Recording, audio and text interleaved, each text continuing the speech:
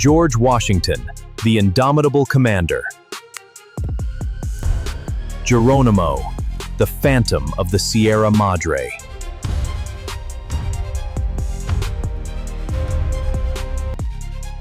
On the left, standing 6'2" with hands that could crush stone and a will that held a starving army together through the worst winter in American history, George Washington.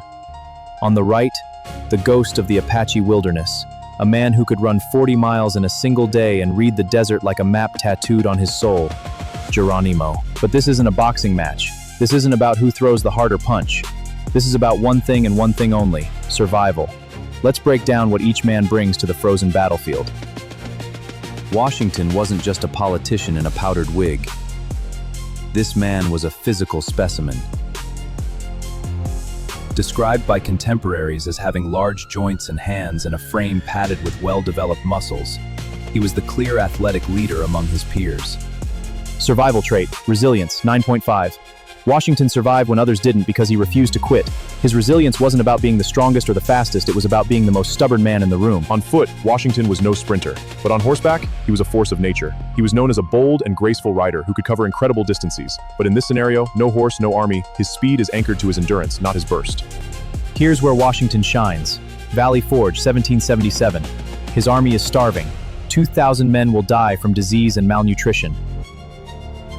But Washington doesn't break.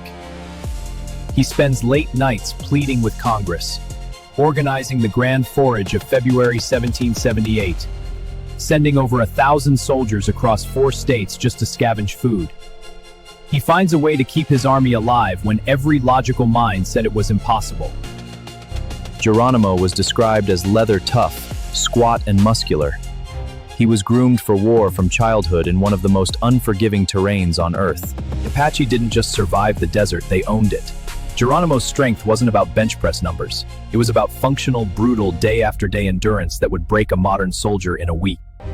Speed, 9.5. Here's where the gap widens. Geronimo was documented running 40 miles in a single day, on foot, not jogging, not walking, running. He could cover terrain at a pace that left cavalry units in the dust. In the winter forest, that speed means he controls the engagement. He chooses when to fight and when to disappear. Geronimo wasn't just a warrior, he was a genius of evasion. For over a year, he evaded 5,000 US soldiers with a band of fewer than 40 warriors. 5,000. Let that sink in. He used decoys, false trails, and an intimate knowledge of the land to stay one step ahead of the most powerful military on the continent. But here's what sets him apart. His enemies respected him. General George Crook, the man tasked with hunting him, called Geronimo the tiger of the human species.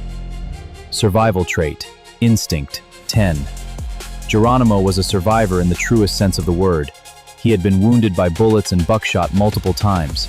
He had outrun cavalry units, outlasted starvation, and outsmarted thousands of soldiers. His survival wasn't magic, it was decades of experience.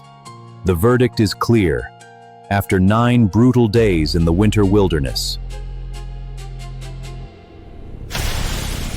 2 warriors, 1 battle. Who will survive?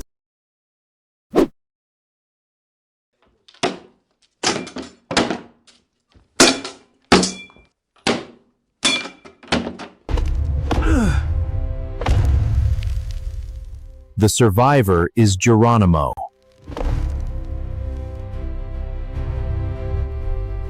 Washington falls.